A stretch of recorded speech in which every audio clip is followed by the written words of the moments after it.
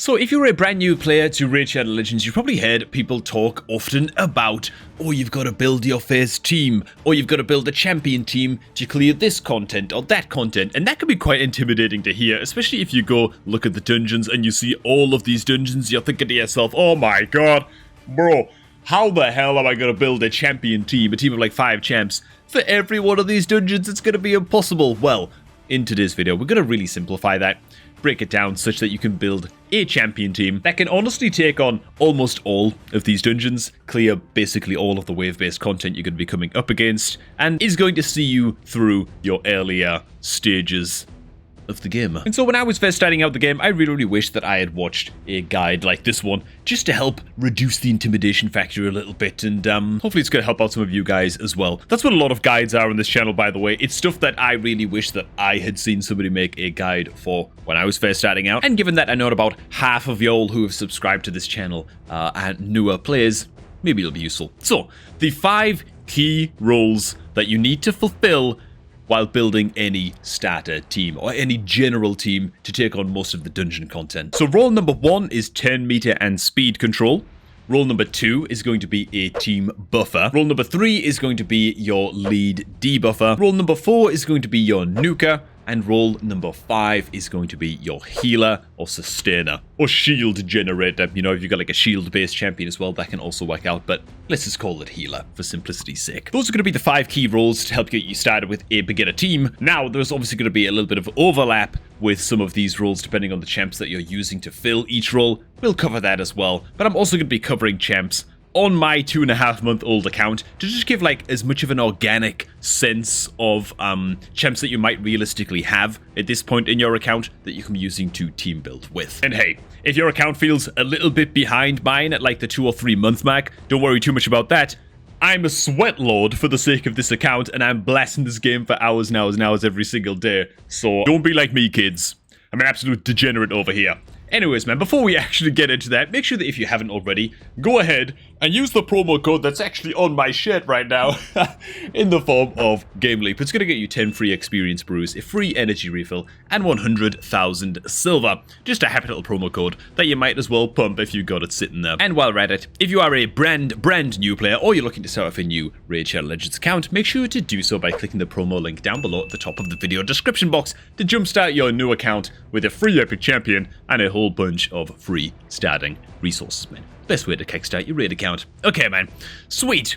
Let's begin, shall we, with our 10 meter controller or speed buffer. So this is role number 1. The first champ you're going to get that's really worth building out, at least to level 50 in most people's opinions, is going to be Diabolist. You can farm Diabolist from stage 12 of the campaign, or rather level 12, I guess, of the campaign. I've got her in some pretty suboptimal gear. I mean, the gear is fine for what I need her for, I guess, which really isn't a lot right now because I've sort of replaced her with another champ. But Diabolist, most importantly, has a strong increase speed buff on her A2, which is great, right? Speed control. And on the A3, she has a 10 meter fill of all allies by 15% and 10 meter decrease for all enemies by 15%. Why are we covering the 10 meter control champion first, in the form of Diabolist for now? Well, because you want these champions to be attacking first. What does that mean? It means you want these champions to be as fast as humanly possible. You want your Diabolist, in this case, to be moving first, to be attacking first in your battles. This means that having speed as a primary stat on your boots is an absolute must. Honestly, it's kind of a must for most champs in the game, but it's super important for your 10 meter controller. Getting them in speed sets, perception sets can be fine sometimes on 10 meter controllers. But yeah, you just want to get these speed buffs off as quickly as possible, buff up your 10 meter as quickly as possible, reduce enemy 10 meter if you can, first thing in the fight as well. Now, you might not want to build out Diabolist too much. You will eventually get your hands on Haikatoon after just 30 days of login rewards on your account. Now, my Haikatoon's items and gear is also just a little bit sketched because I've actually got an even better 10 meter controller that I actually went ahead and replaced her with, but she does a similar job, right, to Diabolist, except she's an epic quality champ. So yeah, she's got the 10 meter fill, the increased speed, yada yada yada. Now it's important to note with Haikatoon, she does also have a couple of debuffs, right? She's got a decreased speed on the A1. She also has some 10 meter decrease on the A3 as well. So any champ that has a 10-meter decrease effect will also need to build some accuracy. As a rule of thumb, as a new player, this would have really helped me out to learn early on as well. Any effect that you place on an enemy champion that's not damage, right? So a 10-meter decrease, any kind of debuff, stuff like that, is going to require accuracy to impact that enemy. It's not going to affect you that much if your account was 1 week old. Not that big of a deal, but as soon as you start facing champs, you're clearing like stage 10 of dungeons and stuff like that, for example, right? You're really just getting started with the dungeon grind. So you hit like stage 10, you're going to need about 100 accuracy to be consistently landing things like 10-meter decrease.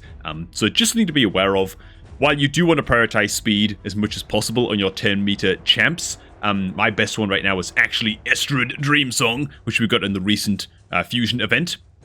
Really, really good stuff. Just be aware that you will need to build these champs with a little bit of accuracy as well, more often than not. Now, Estrad actually is going to feed in quite nicely into the next champion archetype that we're going to be covering. We're still on the 10-meter controllers right now, but she also comes along with a 50% increase attack buff on all allies for 310s too. So she's also helping me out with the buffer job in my team too, which is the next role we are going to get to. So more often than not, your buffer is going to be the champ that is, well, buffing your team, hopefully going second or third in terms of speed, right? And so you want to be kind of tuning your speed stats so that your buffer is just a bit slower than your 10-meter controller, but faster than the rest of your team, so they're getting those buffs up instantly as soon as your 10-meter controller has done their job. Now, you might notice I have some very, very crappy sets on War Priest. It's because I just haven't used her since taking her up to level 40, and to be honest, you probably shouldn't either, right? She is a decent buffer for like a week. She falls off very, very quickly indeed. So yeah, she has a weak version of increased attack buff on all allies for a couple of turns. It's fine. You can book it down to a 310 cooldown. So it's not bad, but at the same time, it's very, very quickly outclassed by her superior in the form of Spirit Host, which is another campaign farmable champ. You can farm her on the campaign maps that the Dark Elves are on. Christ, I forgot the stage. Okay, I just checked. It's campaign stage 4. So why is Spirit Host so much better? Ignore her items, by the way. It's just an absolute train wreck. Forget about it. I'm just not using her that much anymore. But for the first couple of months of my account, she's been really, really good. I still use her in 1 or 2 pieces of content. So on her A2, she has the 50% or the strong version of the increased attack buff for 2 turns, just instantly making her one of the best, like, super early game buffer champs to have in your team. She's also got, on the A3, she has the bonus ability of removing all debuffs on all allies, which is great, and places a block debuffs buff on all allies for 1 turn, so just protecting your team from debuffs. Really, really good stuff. To be honest, because Spirit Host places this block debuffs buff on all allies, I feel like you kind of want that to be attacking in, like, 3rd or 4th, so that the block debuffs buff doesn't instantly expire on, like, half of your team. You know what I'm saying? But there's a little bit of speed tuning you can do. What's really important, though, is the A2. At least for the purposes of simplicity, that is. So that was role number 2. Those are your buffers, right? 10-meter control. Get your buffs up with your next champ. Next, we're going to talk about debuffers. Now, you can have your debuffer be faster than your buffer. It's not a big deal. I think that it might actually be better. Again, in the case of Spirit Host, I think that it's probably better to have your Spirit Host a little bit slower than your debuffer. But even still, man, the first debuffer you're going to be able to grind in campaign level 9 is going to get you War Maiden, and she's extremely, extremely good. Best debuff in the game, basically, by the way. The strong decrease defense debuff is just ridiculously excellent. It's useful in like 85% of content. Really, really, really excellent stuff. And yeah, as you might be able to tell by now, by the way, if it's not kind of obvious, we're working our way down the list towards the Nuka, who will usually be attacking in last. And so you're just trying to get all of your buffs up. You're trying to reduce the enemy's defense and just prime them for example, your Kayle or your Aethel or whoever your Nuka is in your dungeon team to come in and just smack the taste out of their mouth, right? And just really hit them with like a huge amount of AoE damage or even big single target boss damage. War Maiden works excellently for that role. Now, I do have an upgrade to War Maiden on my account in the form of Thalesia, who is an epic champ.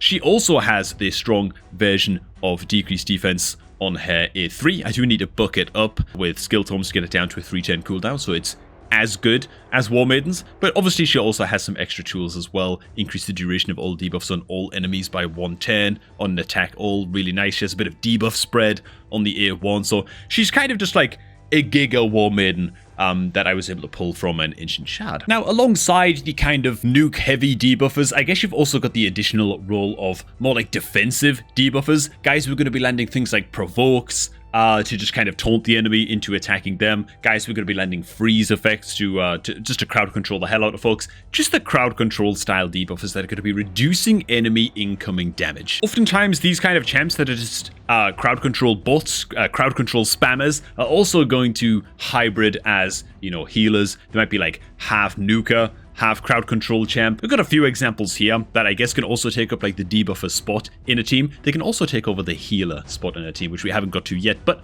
I'll cover them now because generally speaking, any champ that has some crowd control also wants to be attacking in like second or third. So here we've got Luria on her A2. I've been using Luria almost exclusively in Magic Keep because of her A3, right? She has an A3 that removes all buffs, and so she's able to instantly remove the shield off of the boss, which is just really, really useful. But focusing in on her A2, it's an attack all enemies with a 50% chance of placing a freeze debuff for 1 turn, and so we want her attacking in reasonably quickly so that she can freeze enemies before they have a chance to attack. It's sort of a similar story as well with Hatatsu and his A2.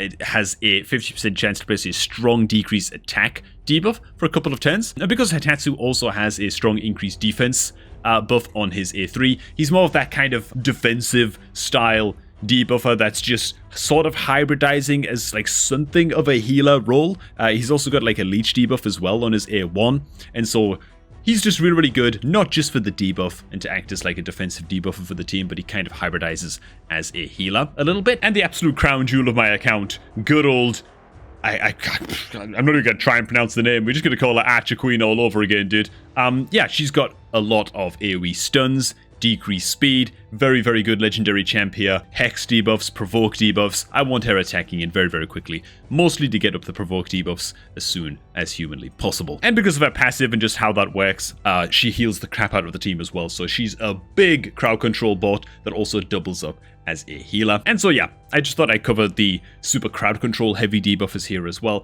And just like regular debuffers, you generally want them attacking in quite quickly.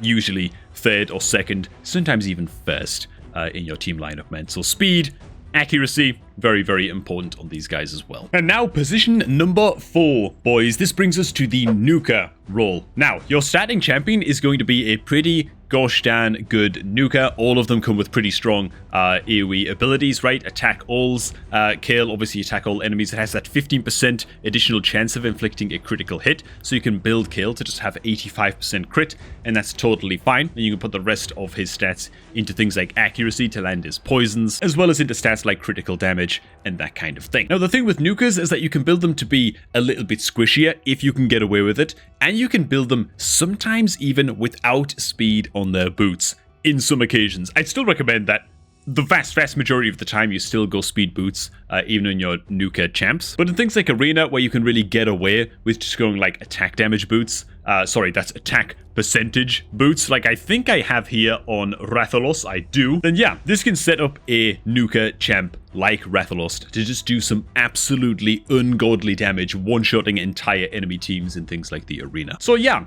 you want your nuker to be attacking in 4th or 5th. And of course, like we've already mentioned, this is so that the rest of your team has time to apply things like decreased defense to the enemy. They have time to get up any attack buffs on the rest of your team, you know, and just really get your nuker ready to just absolutely eviscerate the enemy team. Now, if you want to be an absolute nutter on your nuker champ, you can also build them with an attack percentage chest piece, and that's really going to push the damage to the absolute next level.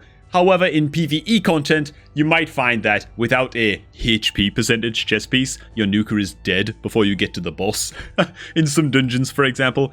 So it's a little bit risky. It can be made to work, and it's just something to bear in mind if you are able to get away with it. And finally, role number 5 is going to be the healer, or just all-round defensive role. This is going to be kind of the babysitter for your team, making sure that they just stay alive. This is going to include healing champions, reviving champions, as well as even champs that are just providing shields. So a rare champ that you should absolutely not be baited by is good old War Priest. If I'm scrolling down here, I've got her at level 40, as you can see. And yeah, while she does have a heal, which when ascended becomes something of like a AoE heal on a 3-turn cooldown, it's not terrible. It's not the worst. I feel like she's just so quickly outclassed by Valerie, who's obviously campaign farmable in campaign level 1, right? Farm those early stages in campaign level 1, you get yourself some Valerie copies just fine, and she's probably worth taking up to level 50, merely for the good old A3, right? Places a shield buff on her allies for 2 turns. The value of the shield depends on this champion's level, and heals each ally according to the number of buffs they are currently under. All-round solid survivability. You can see I've even put her in a shield set as well, just so that you start off every new round of combat with that big, chunky ally HP shield. I don't really use Valerie that much anymore, to be honest. In fact, I don't use her almost at all. But as far as early game healers go, when your account's just getting started, she's kind of going to be your go-to for at least a little while. She also comes along with a pretty strong A2 as well, increasing the duration of all buffs on all allies by 1 turn.